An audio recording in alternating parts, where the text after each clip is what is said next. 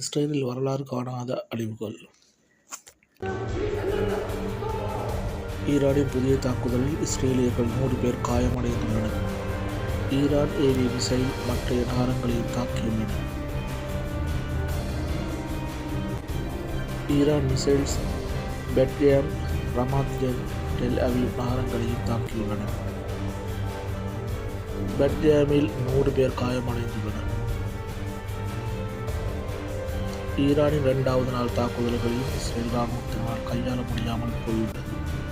2ஆம் நாள் தாக்குதல்களும் இஸ்ரேலிய நகரங்களுக்கு பலத்த சேதத்தை உண்டு பண்ணியுள்ளது.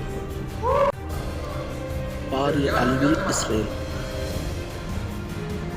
இஸ்ரேலிய ஹைஃபா துறைமுகம் தாக்கப்பட்டு அரை மணியளவில் இந்த நகரங்கள் தாக்கப்பட்டது குறிப்பிடத்தக்கது.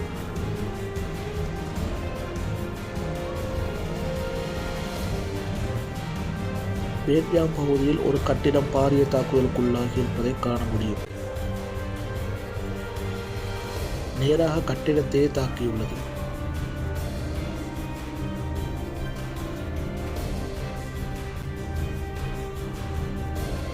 மத்திய இஸ்ரேலை கிரியாத் எக்ரோனில் உள்ள ஷாப்பிங் மாலும் தாக்கப்பட்டுள்ளது. ஹைஃபா அருகில் உள்ள தம்ரா சிட்டியில் 3 உயிரிழப்புகள் உறுதி செய்யப்பட்டுள்ளது.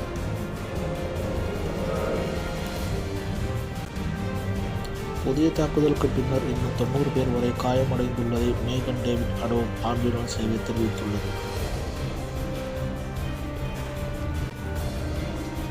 பெத்லெஹேம் பகுதியில் 60 பேர் வரை காயமடைந்தும் ஒரு பெண் உயிரிழப்பும் உறுதி செய்யப்பட்டுள்ளது. ரேகோவாட் பகுதியில் 30 பேர் ஈரானின் தாக்குதலில் காயமடைந்துள்ளனர் என்று டைம் இஸ்ரேல் தெரிவித்திருக்கிறது.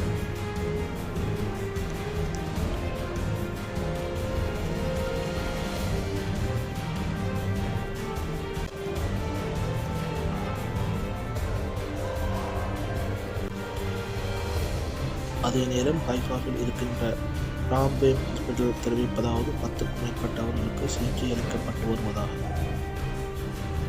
இக்கிலோ மெடிக்கல் சென்டரில் குறைந்தது 5 பேர் அளவில் சிகிச்சை பெறுவதாகவும் கூறப்படுகிறது. முந்தைய நாள் ஈரானின் தாக்குதல்களில் 200 பேர் வரை இஸ்ரேலியர்கள் காயமடைந்திருக்கின்றார்கள் என்று தகவல்கள் தெரிவிக்கின்றன. இஸ்ரேல் பதிலுக்கு ஈரானின் முக்கிய பகுதிகளுக்கு தாக்குதல்களை தொடர்ந்து நடத்தி கொண்டுதான் இருக்கின்றது. ஆபரேஷன் ரைசிங் லயன் கீழ் இஸ்ரேலுக்கு எதிரான அண்மைய தாக்குதல்கள் ஈரானால் நடத்தப்படுவது அவர்கள் முக்கிய அணு அதிகாரிகள் கொல்லப்பட்டதற்காக